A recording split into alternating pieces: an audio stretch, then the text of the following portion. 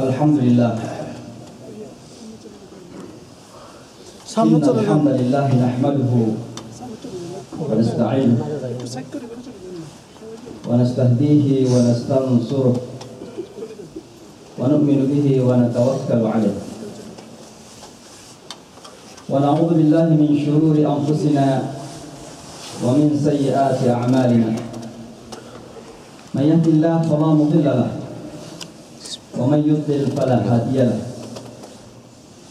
أشهد أن لا إله إلا الله وحده لا شريك له وأشهد أن محمدا عبده ورسوله وصفيه من خلقه الذي أرسله رحمة للعالمين وصلى الله تعالى وبارك على نبينا محمد وعلى آله وصحبه الكرام وكل من تبع هداه واستمسك بسنته إلى يوم الدين وبعد فيا عباد الله أوصيكم ونفسي بالتقوى فقد فاز المتقون إن الله تبارك وتعالى وصانا في كتابه الجليل قائلا وتزودوا فإن خير الزاد التقوى واتقون يا أولي الألباب وقال يا أيها الذين آمنوا اتقوا الله حق تقاته ولا تموتن إلا وأنتم مسلمون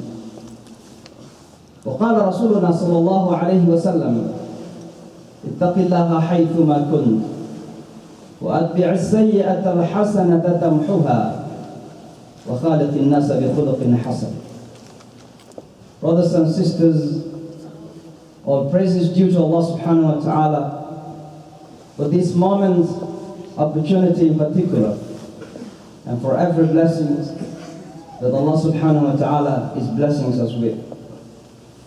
May we all of us be thankful, and we all of us be included among those who are thankful to Allah subhanahu wa ta'ala. But not many. As Allah subhanahu wa ta'ala says, وَقَلِيلٌ مِنْ عِبَادِيَ الشَّكُورِ. Very few among my servants are thankful to me. So we must learn and we must train ourselves to be more humble and thankful to Allah subhanahu wa ta'ala. A few days ago, as New Yorker Muslims, we are very much thankful to Allah subhanahu wa ta'ala. A very good beginning of that acknowledgement that the Muslims holiday had been included in the public school system. It's the beginning of the journey, because that acknowledgement certainly is something that needs to be appreciated. We appreciate Allah subhanahu wa ta'ala for giving us an opportunity to be a part of this society here in America and to make sure that Muslim Americans are contributors. We are not only receiving, but we are here giving back. And this needs to be underlined and be mentioned widely to all friends around us, the non-Muslims in particular. I'm not going to talk that anymore, my brothers and sisters, but let me just remind all of you that I still remember many years back when some young brothers and sisters, activists, not imams, who came to us and said, they would like to have this. We would like to do something so that our holidays can be inserted in the public school system. In the beginning, some imams even were kind of pessimistic. But alhamdulillah, by the grace of Allah subhanahu wa ta'ala, because of the efforts of these brothers and sisters who are young activists, many of those ladies, they struggled, they did very hard, and finally we had 3 times hearings in City Council, and the resolution was passed. Out of 51 members of City Council, 50 of those supported and 1 abstained. This is by the grace of Allah subhanahu wa ta'ala. It was held for many years by Michael Bloomberg, for some reason that he had in mind. But alhamdulillah, Allah subhanahu wa ta'ala opened this opportunity through the new mayor, and it is already endorsed, it's already signed, and it's become a law in New York City to be our right of Muslims. Brothers and sisters, we remind our neighbors, it is not about Islam only. It is not about Muslims. It is about our constitutional rights as Muslims, as Americans, that we have the rights as others are having their rights here in this country. Brothers and sisters, this week also at the United Nations, there is a big conference called International Conference on Women's Rights. Every year, for 1 week, the United Nations is being occupied by ladies. If you just go to the United Nations today, you'll see all ladies are walking around the United Nations, and all buildings around the United Nations are full of ladies. The question is why? Why there is no international conference on men's rights? The answer is because possibly there is something wrong that needs to be corrected. The emancipations of women's organizations have been established so many years back. But alhamdulillah, we must be proud that it is not being established by Muslims. It is being established by Europeans. And the reason why it was established because there was a problem in Europe at the time. So when there's a conference, an annual conference at the United Nations talking about the rights of the woman, it is because there is something wrong that needs to be corrected in terms of treatments of the women. And that's why, my brothers and sisters, we Muslims, in the very beginning, we must open our eyes and our ears. Do we have that mistakes as well? Before anyone else telling us that you have something to be corrected, that we must correct, because that is our responsibility. Brothers and sisters, when we come to the issue of women's rights in Islam, it is not something new. Alhamdulillah, we can challenge, and we must be proud that there is no genuine, sincere gender equality that has been given to our human brotherhood, to our sisterhood, more than what Islam has given. When we just learn the historical backgrounds of when Islam came to Arabia, we know that the women did not have the right at all even to speak, to raise their voice, to say their opinions, to express themselves. They didn't. The woman was none but just like object to the interest of the man. To such an extent that if someone dies, his wife can be inherited, like inheritance materials, by the male members of his family, because she is material, she is just property. Alhamdulillah, Rasulullah came and brought a dramatic revolutionary change to the society that nobody appreciates sometimes. What Rasulullah did, let's see what the Quran says about the woman sallallahu alaihi wasallam.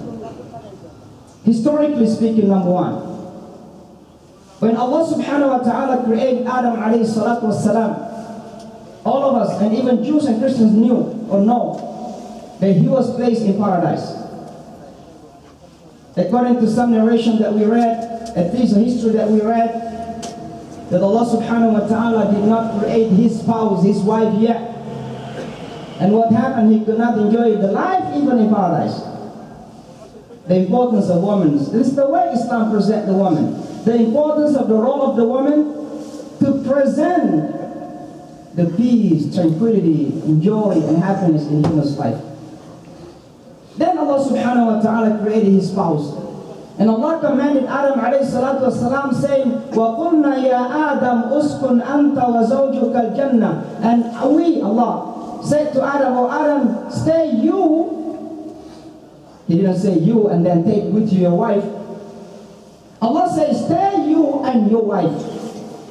Equal opportunity to stay in paradise.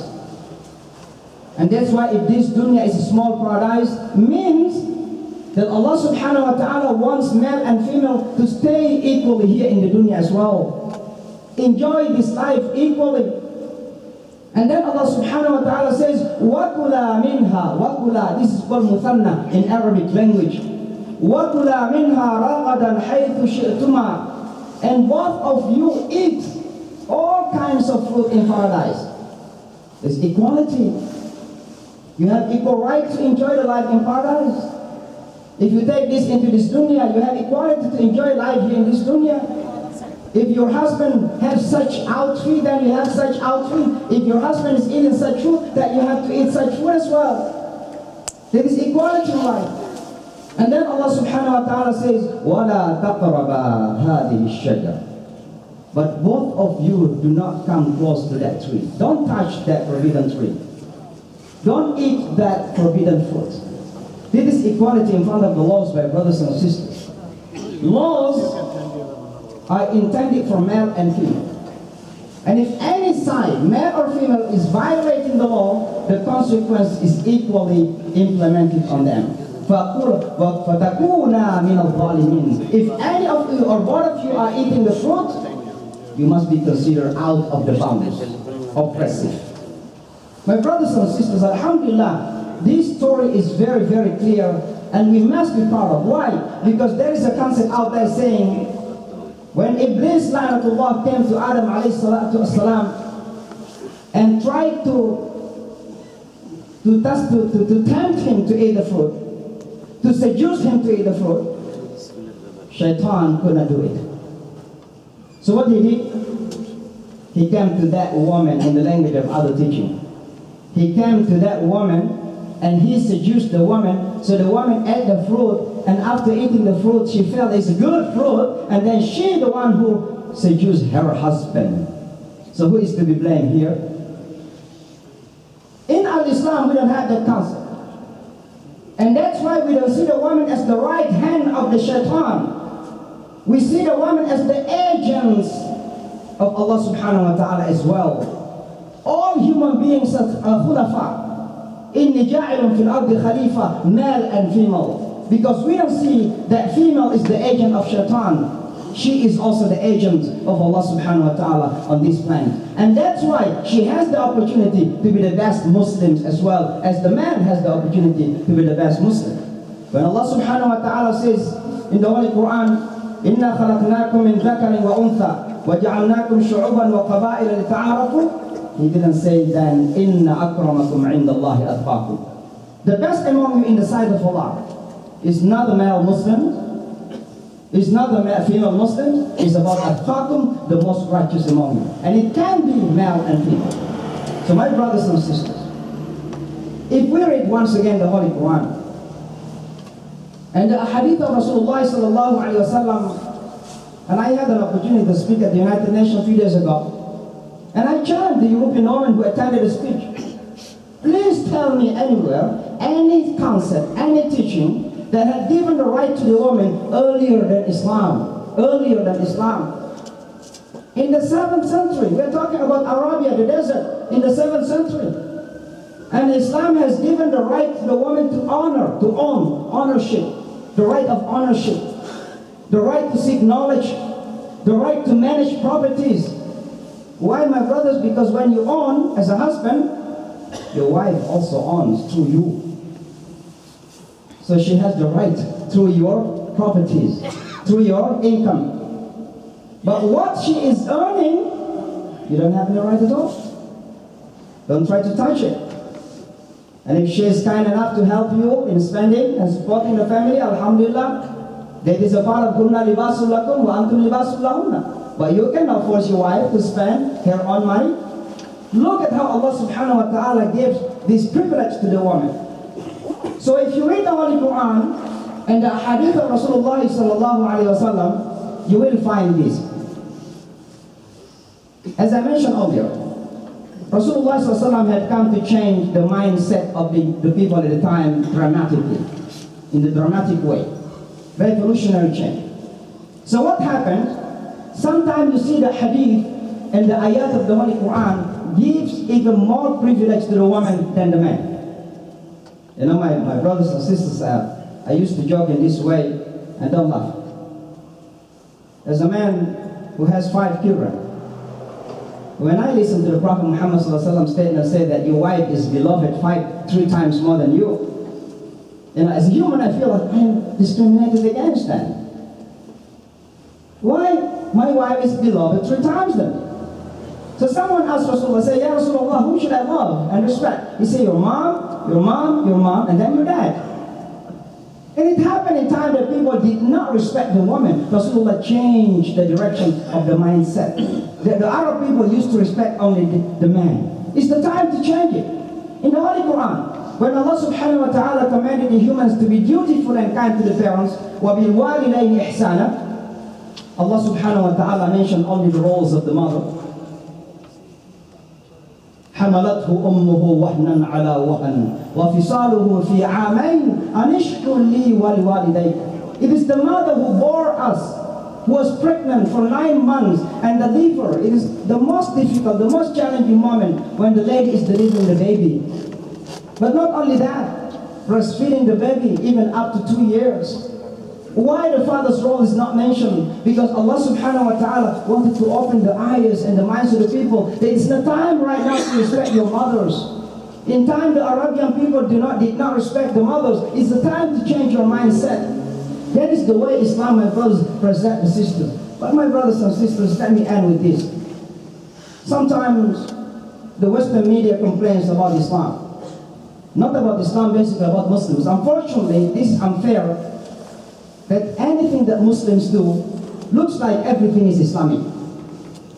And I mentioned to those people that not every single that Muslims do is Islamic. Unfortunately, that everything that Muslims do is related to Islam by the media. Looks like everything is Islamic. Or there's a mistreatment of the women in China, in India, or in South America, nobody talks about religions. But when it happens in the majority Muslim society, then you will see this because of Islam. I'll give you one example. That's what we call FGM, female genital mutilation. It happens mostly in Africa. In many ways, media in the United States and in Europe, they say it is because of Islam. They forgot, they close their eyes, they are blinded that basically Ethiopia is a non-Muslim country that practices FGM, female genital mutilation. But still they say it's because of Islam. So my brothers and sisters, there is unfairness in the way people see the mistreatment of the woman. But my point here is this. I'd like to end with this. Alhamdulillah, in the Holy Quran, male and female is not about separate entities. Of course, when it comes to the creation of Allah subhanahu wa ta'ala, in terms of responsibilities, there are differences. Allah mentioned that in the Holy Quran, وَلَيْسَ الذَّكَرُ كَالْأُنثَى. The male is not like female. And that's why equality, equal gender, it's not similarity, it's not being same. The problem of the concept of gender equality in Europe and in the Western society, that everything must be same. So when the man is doing muscle sport, women must be having muscle as well. When the men are doing boxing, then one must be doing boxing, must be boxer as well. Islam, alhamdulillah, provides that concept of genuinity, very genuine in the concept of equal gender. So what the Holy Quran says, there's one ayah is beautiful in Surah Al-Layl. Allah subhanahu wa ta'ala says, وَاللَّيْلِ إِذَا يَغْشَى وَالنَّهَارِ إِذَا تَجَلَّى. By the night when it becomes dark, and by the day when it becomes shine. When it's shining. What Allah says after that? وَمَا خَلَقَ الذَّكَرَ وَالْأُنثَى. And how Allah subhanahu wa ta'ala created male and female. Why Allah subhanahu wa ta'ala relates between the two, day and night, and male and female? Because Allah subhanahu wa ta'ala wanted to tell us that day and night is oneness. It is about rotation. If you are day here in the United States, maybe night somewhere in Indonesia or Malaysia. It's a night time there. In other words, there is a rotating responsibility. In time that someone is in need, it needs to stay at home, then someone must go out looking for money. It's a rotating responsibilities. Because if both parents are going out looking for money, who is going to take care of our children then? So it is about rotating responsibility. That is the beautiful concept of equality in Islam, my brothers and sisters. And for that, Allah subhanahu wa ta'ala says, هُنَّ لِبَاسٌ لَكُمْ وَأَنْتُمْ لِبَاسٌ لَهُنَّ. They are the garments for you, and you are the garment for them. It is about covering each other. It is about complementing each other. It is about perfecting one another. Because we are men without the women are not perfect, and the women without the men are not perfect. May Allah subhanahu wa ta'ala guide us all. أقول قولي هذا واستغفر الله فاستغفروه لعلها ساعة إجابة.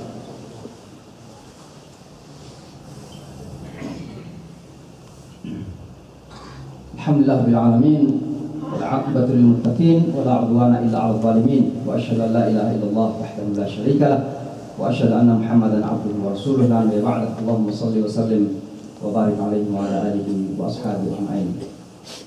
My brothers and sisters, at the end,